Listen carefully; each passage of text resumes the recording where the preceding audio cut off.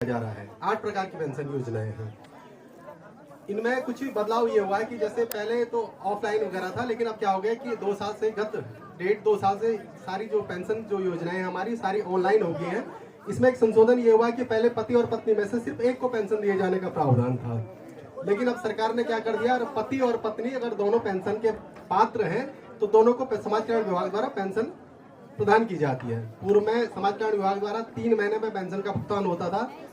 लेकिन कुछ समय से प्रत्येक महीना हम लोग पेंशन का भुगतान कर रहे हैं। जहाँ तक मैं इस गांव की बात करता हूँ तो कल्याण विभाग द्वारा वृद्धावस्था पेंशन योजना के अंतर्गत लाभान्वित कर रहे हैं। 18 लोग ऐसे हैं जिनको विधवा पेंशन मिल रही है, 12 लोग ऐसे हैं जिनको है कि काफी इम्पोर्टेंट कॉन्सेप्ट है अभी करंट टाइम पे, जो है 27 जनवरी 2025 को उत्तराखंड सरकार ने जो है एक भारत एक कानून की जो है नई परिभाषा जो है स्थापित की है। तो इसमें जो है कि हमारा सबसे इम्पोर्टेंट ये है कि जो 26 मार्च 2010 के बाद जिनका भी विवाह हुआ है उनको जो है यूसीसी पोर्टल के अंतर्गत जो है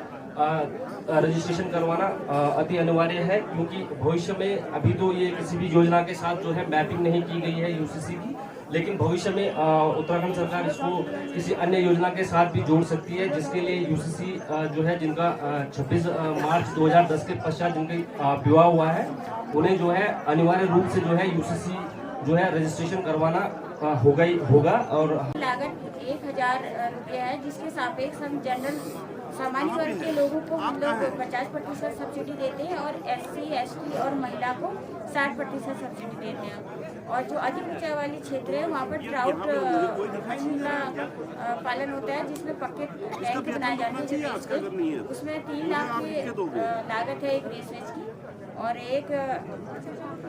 उसमें हम लोग 40% सब्सिडी देते हैं सामान्य वर्ग के लोगों को। और SC, ST हम तक आंदी अपनी शिकायत दर्ज कर दी तो हम द्विपक्ष होता अपना ऑफिस में बुलाते हैं तो उनकी काउंसलिंग करता और लगभग 80% मामला चीज जो निवारण ऑफिस में ही भेजा काउंसलिंग के माध्यम से। दूसरी सुविधा हम जो ना पुलिस की सुविधा कि अगर के महिला की पुलिस में रिपोर्ट दर्ज नहीं होनी तो हम रिपोर्ट दर्ज करवाने में मदद करता। तीसरी सहायता हम क्या करता, वकील की सहायता। अगर कोई भी महिला या बालिका में कोर्ट केस कंचांदी, लेकिन हम लोग क्या करते घबरे जाता है कि पता नहीं वकील ने कितना पैसा जोड़ पड़ला कोर्ट में देते हैं, तो हम लोग क्या करना कि जिला विधिक सेवा प्राधिकरण के माध्यम से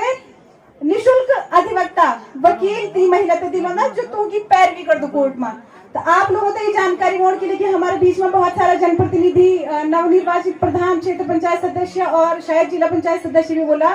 तो आप लोगों से मेरा निवेदन है कि कोई भी योजना जो विभागीय योजना चाहिए और खासकर महिलाओं और बालिकाओं का वास्ते जो योजनाएं होती है आप लोगों तक बहुत तरह की जानकारी होनी चाहिए, ताकि तो महिलाओं और बालिकाओं तक सुविधा मिलो। जिसके बारे में अधिकतर गांव या हर जगह किसी को पता नहीं है, स्पॉन्सरशिप योजना के नाम से। अधिकतर आप सबने जाना होगा कि ये वाली योजना पहले आती थी, मुख्यमंत्री वात्सल्य योजना, जो कोविड के टाइम पे थी, जो हालांकि अब बदल के अब स्पॉन्सरशिप योजना के नाम से आ रही है। इसमें हम जरूरतमंद बच्चों को देते हैं, जैसे कि हो गई आपकी विधवा महिलाएं हो गई हैं, ठीक है, आपकी